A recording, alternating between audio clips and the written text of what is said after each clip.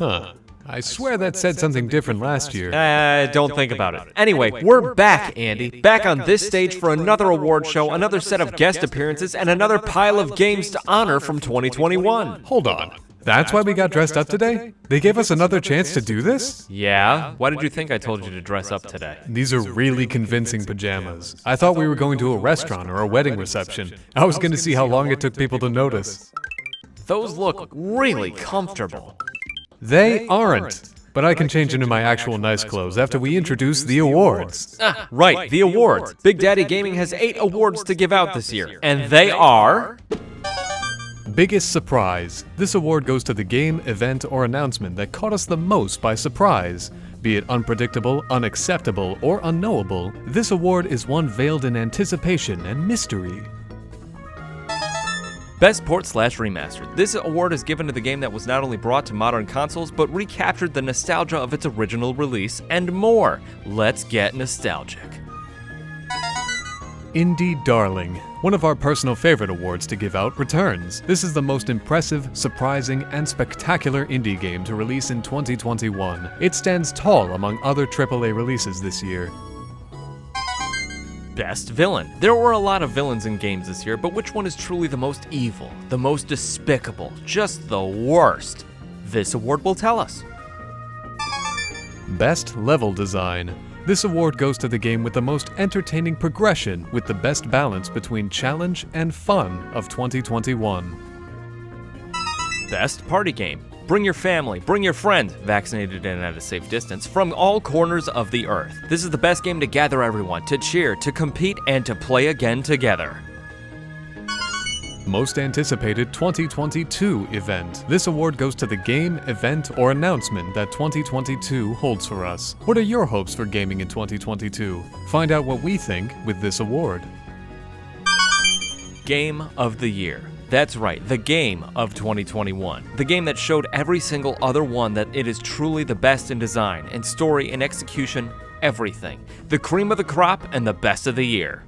Our first award to give out tonight is the Best Port/Remaster of 2021 award. Another year has passed, and that means another year of nostalgia-fueled development, culminating in ports and remasters of some of our favorite and non-favorite games. When we're not letting flashy new graphics cloud our judgment, we turn to nostalgia to entertain us and guide our wallets. Unfortunately, there can only be so many standouts in this pile. The nominees, gathered from our team of specialists, are Scott Pilgrim vs. the World Complete Edition, Pokemon Brilliant Diamond and Shining Pearl, The Legend of Zelda Skyward Sword HD, Fortnite, and Ghosts and Goblins Resurrection. To present this award, we welcome to the stage...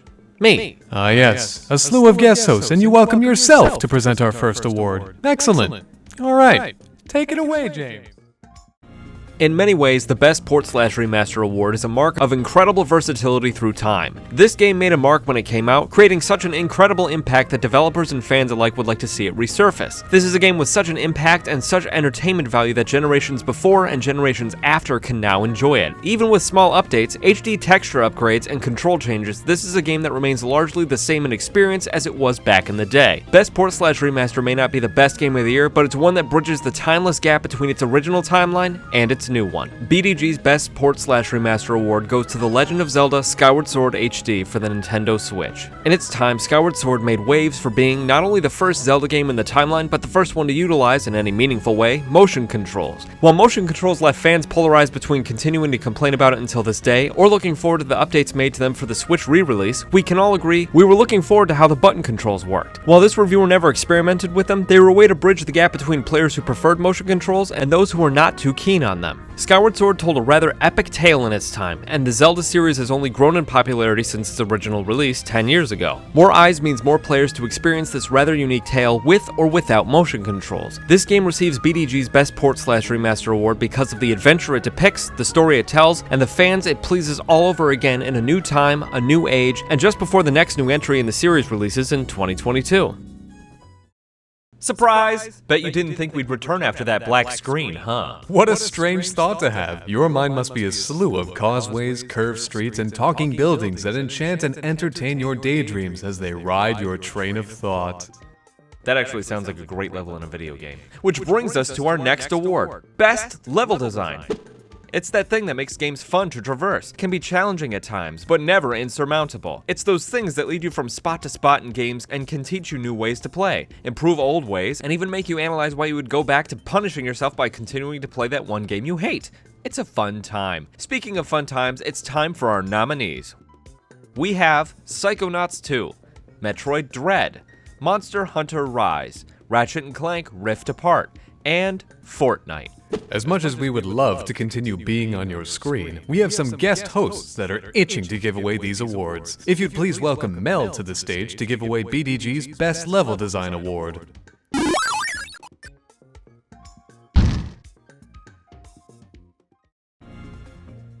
Level design is one of those things that if it's bad, you'll notice right away, but when it's good, it might pass under your radar and be forgotten as one of the stronger aspects of a game. It's very easy to take good level design for granted, both when it comes to the layout of a level and the visual stylings of one. However, it was impossible for this winner to go under our radar, which is why we're presenting the award for Best Level Design to Ratchet & Clank Rift Apart. Rift Apart wasn't marketing itself on the level design, more on the impressive use of haptics, fast loading times, and impressive rifts in the gameplay. But none of those are worth anything without levels to play them in. Rift Apart took the smart approach in having a smaller number of handcrafted and lovingly designed worlds that are all excellence, rather than many that are less put together. And it paid off. Taking everything that was learned in the last title, they also built upon it, offering both worlds that are fairly linear and worlds that are large open spaces for the player to zoom around and search every corner of. This isn't even to mention the entire concept of one world having two different timelines to swap between at lightning fast speed.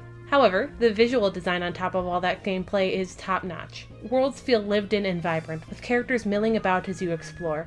Each and every one is a world of its own, looking just as different as they can sometimes play. It really feels like a galaxy-spanning adventure in the best way. Congratulations, Insomniac, you really are a shining star of the industry.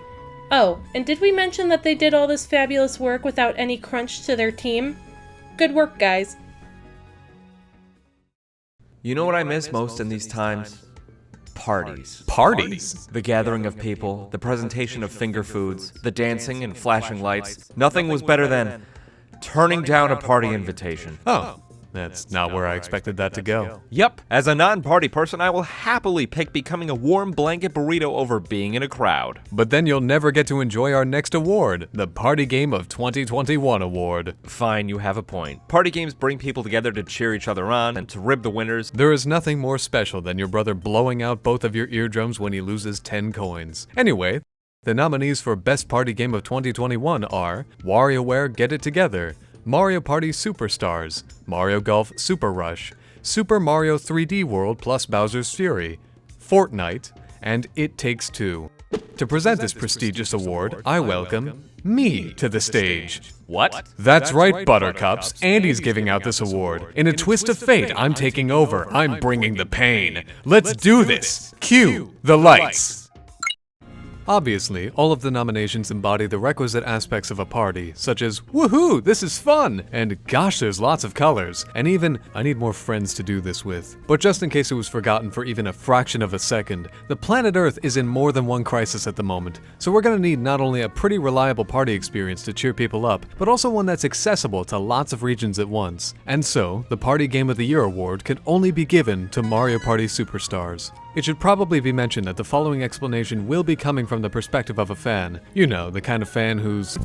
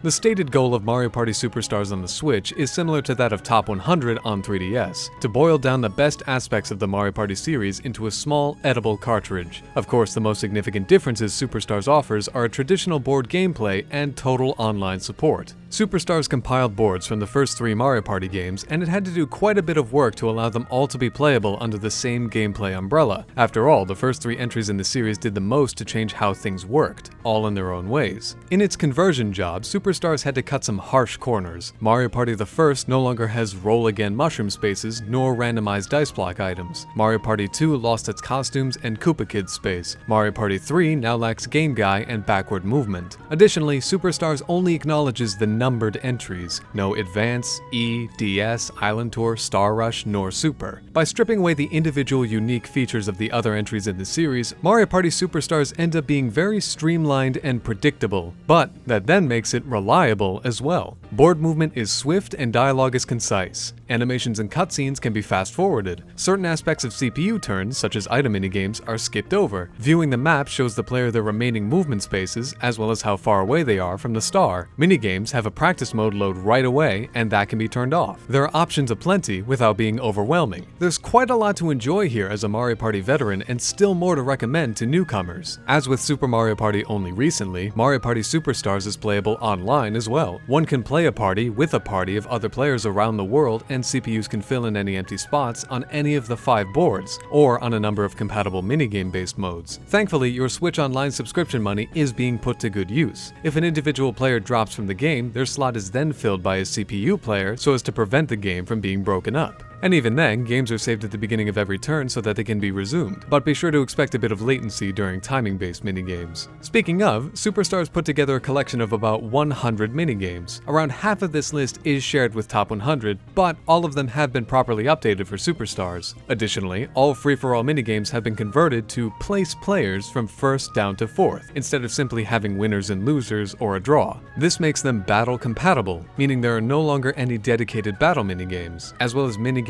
player placements awarding coins to 2nd and 3rd, and items allowing players to purchase stars more easily. The in-game economy is more generous than ever. It pretty well assures that every player has a shot to jump ahead of the others at any moment. Superstars also pays homage to the boards of the first 3 games by remixing each of their respective music tracks, modernizing and, in some cases, improving them. They also each have a secondary, more upbeat jazzy mix for the final 5 turns. But if you're into the N64 game sound fonts, you can choose to have the original songs play instead. The option is much appreciated. Overall, Mario Party Superstars is close to the best way to execute a sort of Mario Party Greatest Hits album. Now that's what I call Mario Party. Though I do fantasize about what the boards may have been like with additional features like Game Guy and Koopa Kid, that brief bit of grief weighs nothing against the fun that can be had in a diverse roster of minigames played with people across the continent using a halfway decent online service. A first for not only Mario Party, but perhaps for Nintendo as well. Well, that was elaborate. I really like the standing triple axel flip you did while I was speaking this sentence. It seemed impossible, but here I am, alive and well, and unable to do it again. Surprises come at a price. Fortunately, our next award, the biggest surprise of 2021 award, doesn't. Stating rules only to break them sentences later. I love it when people in games do that. Don't we all? Biggest surprise seems a little redundant for gaming, because as soon as we settle into comfort, there's always another big surprise waiting around the corner, in the form of a game, a reveal, a trailer, a rumor, a leak, a scandal, an entire state suing your company, or a blurry image posted online. Good thing these surprises are sometimes actual surprises that reignite our love for franchises and gaming memories. The nominees for Biggest Surprise of 2021 are Sega and N64 games being added to Nintendo Switch Online, the Animal Crossing New Horizons 2.0 update, Sora being added to Smash Ultimate, Fortnite, Metroid Dread's announcement and release, and Kingdom Hearts coming to the Switch Through the cloud. Not only do we have an award to present to the biggest surprise, we also have a surprise guest that not even our other surprise guests know about. Please welcome Kevin, former Big Daddy Digest and Yesterday's News Today writer, to the stage to present this award.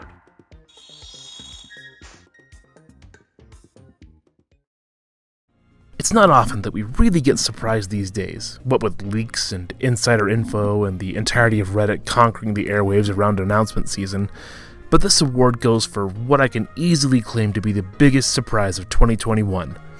Metroid Dread not only being real, but also coming out in the same year it was announced. I remember vividly the day in 2017 when we got our first teaser that Nintendo actually cared about the Metroid series getting a new installment and not a remake. This was huge for longtime fans of Samus and our history of intergalactic butt-kicking. So, of course, our hearts were dashed when just 2 years later we were informed that the game was not progressing well and would be back to square one in the capable hands of Retro Studios. Once again, we were met with silence for another 2 years, without not even a peep about Samus and her adventures. But then, as if a light from the heavens, we heard those wonderful words during E3 2021. But today, we would like to introduce another new entry in the Metroid series. Folks, my eyes had never been more wide than they were at this very moment. Samus hits the stage, looking like she hadn't been away from Metroid Fusion for very long. Metroid 5 comes across the screen, and I screamed. The trailer delivered some really cool ideas and some intense moments, all culminating in the title screen. Metroid. And a pause for effect. And then Dread. A long-rumored Metroid game, 14 years in the making, was finally coming to the Switch. And then, to give us that delicious frosting we all crave, the date of October 8th, just under 4 months from the announcement. What follows from here is a deep and powerful love letter to the franchise, creating lovingly by the good folks at Mercury Steam, and I can honestly say that I rode that high for weeks until that game finally came out. This announcement easily wins the award for biggest surprise of 2021. That was quite the surprise, right? Let's continue the surprise train and present our next award, Biggest Villain. Best Villain? Worst Villain? Villainous Villain! Villains. They're the crazy and strange or menacing and dangerous characters that give adventures in video games meaning. Whether these villains be the convoluted godlike type or the down-to-earth genocidal type, every villain has a point, a desire, and a reason to exist. But in 2021's stack of games, who was actually the worst of them, the evilest of them, the villainest of the villains?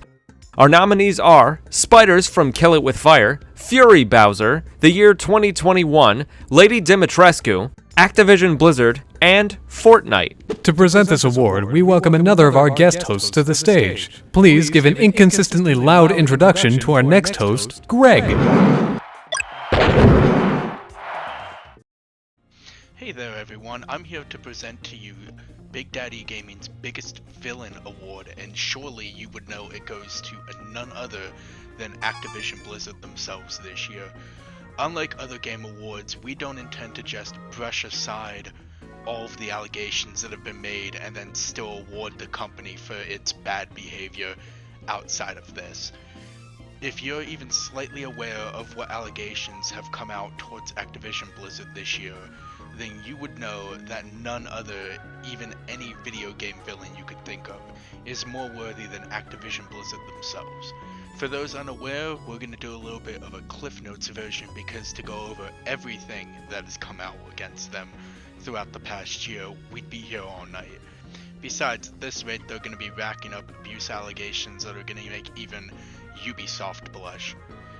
So let's start with the first topic, which would be commonplace harassment against female workers, including things known as pub crawls, where male employees would get drunk and go cubicle to cubicle sexually harassing the female employees that were left to do the work, as well as an allegation that a female employee had committed suicide due to harassment from supervisors at work during a business trip. Then we have the Cosby Suite, which is exactly what you think it is. A room where they basically toted about abusing women at BlizzCon conventions. And while they say this didn't happen, we do have text evidence that says, yeah, this thing did exist. Now we have employees walking out en masse and having their demands radically ignored by management, even to the day I am recording this. Blizzard has failed to meet basically any demand that the employees have made to better the environment, though they've made some half-hearted public service announcements stating that they are gonna do better. Though, just like Ubisoft, nothing has changed over the past year since these allegations started, except employees running for the hills. Then we had them put a co-CEO team after Alan Brack stepped down from Blizzard to co-lead a male and a female, and then it comes out that the female was getting paid far less than the male to do the same job, and was only offered a fair and equal contract after she blasted the company publicly and left. And while they no, we have a zero tolerance policy now, allegations the very next day come out against Bobby Kotick, who is the current CEO of Activision, and they're like, oh, but it doesn't apply to our CEO, just to the underlings. And to top the entire year off, Activision Blizzard pulled a big Ubisoft and decided to fire 12 QA testers from their sub-company Ravensoft, who manages COD, after dangling talk of a raise amongst these QA testers for months prior to firing them right before Christmas. And if that just doesn't tell you that Activision Blizzard doesn't care about their reputation anymore, I really don't know what does. Now, while I'm recording this, they have extended those firings out, but those people are still getting fired. Activision Blizzard has met nothing in regards to the striking from Ravensoft and other company staff regarding these firings. And man, there is so much more to go over here that it's ridiculous that anybody would not award Activision Blizzard a biggest villain award of some sort. So I'm gonna rectify that right now and happily present Big Daddy Gaming's biggest villain award of 2021 to Activision Blizzard.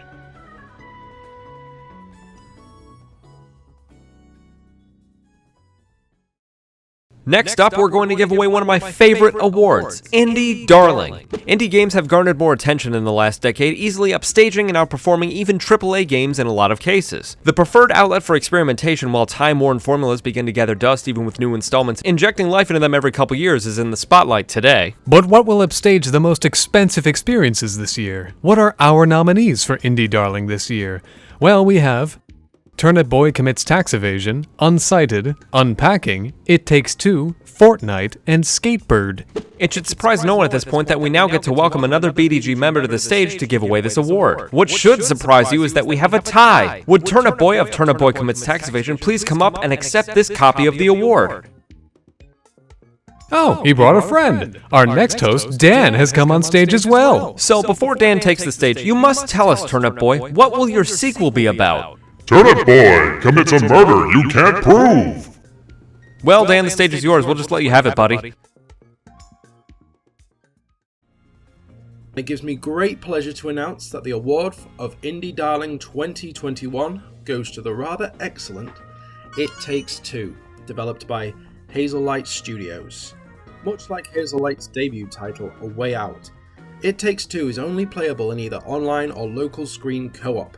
At its heart, It Takes Two is an action-adventure game with a giant side helping of 3D platformer thrown in for good measure, where you don't have to look hard to spot influences from many other genres, like rhythm games, dungeon crawlers, and even an honest-to-God homage to Rainbow Road itself. What sets A Way Out apart from your run-of-the-mill couch co-op game is the vast number of different gameplay mechanics that are switched between seamlessly as you progress from one level to the next.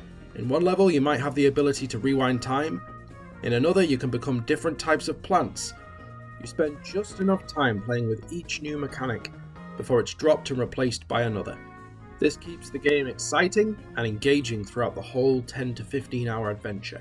The sheer brilliance of the game, however, is that you and your partner are always given different and complementing abilities. This forces you to collaborate in order to progress through the levels in a variety of fun and interesting ways. The incessant need to collaborate matches up perfectly with the plot of the game. The game centres around an unhappy married couple, Cody and May, and their young daughter Rose. Convinced that their marital problems are irreparable, Cody and May have resigned themselves to the fact that they must get a divorce. When they are forced to admit this to a heartbroken Rose, she runs off to the shed with 2 homemade dolls and a mysterious relationship therapy book, which she recently acquired at school. Her fervent wish for her parents to become friends again, coupled with the magical properties of the book, prompt both her parents to fall asleep and awaken in the bodies of the 2 dolls. In this bizarre and twisted version of their own house and garden, animals, plants, and inanimate objects take on an anthropomorphic life of their own. This includes the aforementioned relationship therapy book, Dr. Hakim, who steals the show as a hilarious and obstructive force tasked with the job of fixing their failing relationship. Initially, Cody and May are intent on returning to their human bodies by any means necessary, including a harebrained scheme to make Rose cry that forced me to perform the most disturbing thing I've ever done in a video game. And I've played South Park The Stick of Truth and The Fractured Butthole. No spoilers except to say that it involved an elephant.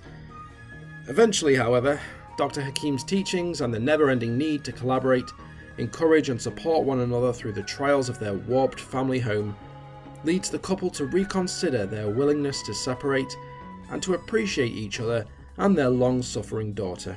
Now, just for context, let me tell you that I am a happily married man with parents that have also been happily married for almost 40 years now.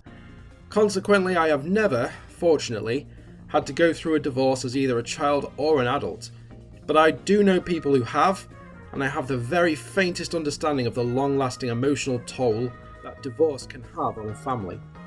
I'll freely admit that I was a little skeptical of this game at first, given its light-hearted treatment of these serious, sensitive themes. Having played through the entire game though, I can confidently state that I am very pleased with how Hazelight have handled this topic. Sometimes, for whatever reason, people shouldn't be together, and divorce is the best option. Other times, however, people need to work at a relationship, make time for the other person, and appreciate what they've got. In my opinion, this game understands all of that, and skillfully works these lessons into a downright hilarious, thought-provoking, and thoroughly entertaining adventure. Play this game with a friend, sibling, or better yet, as I did, a spouse, and I can guarantee you will not be disappointed. Supposing it's time to reveal our penultimate award and award recipient, our almost final award comes in the form of the most anticipated 2022 event award. The excitement around this award and all of 2022 in gaming is probably the highest it's ever been. With the new Kirby, Zelda, God of War, and Horizon sequels on the horizon, 2022 promises to be a pretty good year. How would you have possibly forgotten Splatoon 3? I forget nothing. Ominous. Then you won't forget these incredible nominees for BDG's most anticipated 2022 event award.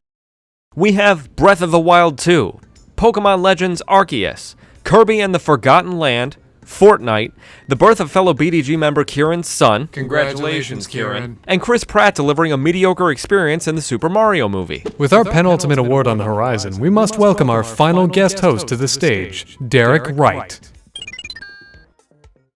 Hi, this is Derek Wright, and I'm here to present the Big Daddy Gaming's most anticipated event of 2022. Now, this year's just started, and there is so much to look forward to, and I know I am extremely excited for this event that's about to happen. And the award goes to my daughter Brielle's first birthday. What? The card doesn't say that? I think we need a recount. But all jokes aside, the real award goes to the sequel to The Legend of Zelda Breath of the Wild. This one, I know not just myself, but the whole team at Big Daddy Gaming is excited for it to come out. There is so much that we don't know, to the point where anything is possible. Breath of the Wild changed the way so many of us looked at Zelda, or just gaming in general. You could literally go anywhere, as long as you had the stamina, the right equipment, or if you were a little crafty, you had the way to cheese the game. so many people are still finding out interesting and exciting ways to do things. And with little of we know of the game, for the fact that you can scale into the sky now, more so than you could in the previous game, the options are limitless. So once this game does come out, I'm sure I'm going to easily put in over 100 hours. And I know I speak for not only myself, but for everyone else that they'll probably do the same. And we just cannot wait for this to come out. Andy, do you have another end of 2021 button like you did last year? You think I just have the omnipotence, the resources, and the time to make something like that? That's an assumption I will not abide by. A button to end 2021? Pish posh, it again is right over there. Yet another year with an end-of-year button. Yet another year where you fail to notice it. Did you make it redder than last year? Exponentially. Last year's was James notice this red. This year's was James ignore this red, which I'm very surprised didn't catch your eye. I can tell you not to do something and you'll do it 80 times over. Color can tell you to do something and you have restraint. I don't understand this world. I promise to press it when we're done with this. First, we have to present this award, BDG's Game of the Year. This year's recipient was more heavily debated than it was last year and will probably ever be because of the sheer magnitude of games this year. Which one garnered the most votes from our experts? Which one had the best gameplay plotline? The best colors? Well, the nominees will give you some idea. The contenders are Clone Drone in the Danger Zone, Metroid Dread, Resident Evil 8, Monster Hunter Rise, Fortnite, and Unsighted. As with last year, I'm going to hit this block, revealing the winner, and hopefully not get squished. We should find a different system for this. Ow. That's right, Metroid Dread, the surprise same-year announcement and release and continuation of the Metroid storyline more than a decade in the making. This epic sequel sees Samus taking on some of the strongest, scariest, and most horrifying dangers ever discovered in the Metroid series. Beyond the most anime and the most angry depiction of Samus yet, there's an incredible adventure to be had. You'll be corralled down tight causeways and over hard-to-reach ledges, all while being hounded in a deadly game of hide-and-seek with Planet ZDR's newest danger, Emmy. These hunter-killers will chase Samus up and down walls and through crevices throughout most of the game, only paused by these weird blocky doors right here. Unlock abilities that make Samus more badass than she's ever been, fight enemies more brutal than any before, and find out what the hell is going on Planet ZDR. The story runs deep, the danger lurks around every corner, and quick-time events will dictate your every move. So unlock the Omega Beam, burn down that door in front of you, and kick some Emmy butt as you work your way back to your ship and hopefully off-planet.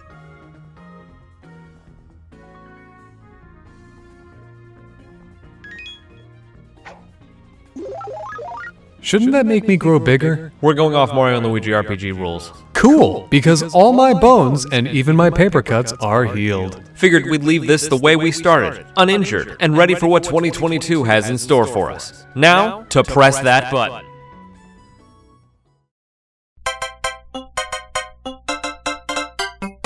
Thank you everyone for tuning into BDG's second ever Game of the Year Awards show. We hope you enjoyed the show and will check out our website. Thank you to all the BDG members who donated their voices, faces, likenesses, and writing styles to this project. It means a lot to continue working alongside some pretty cool people. Thank you again for donating your time, viewer and speaker alike. We hope you enjoyed the show. See you all again in 2022, hopefully. Woo! Yeah!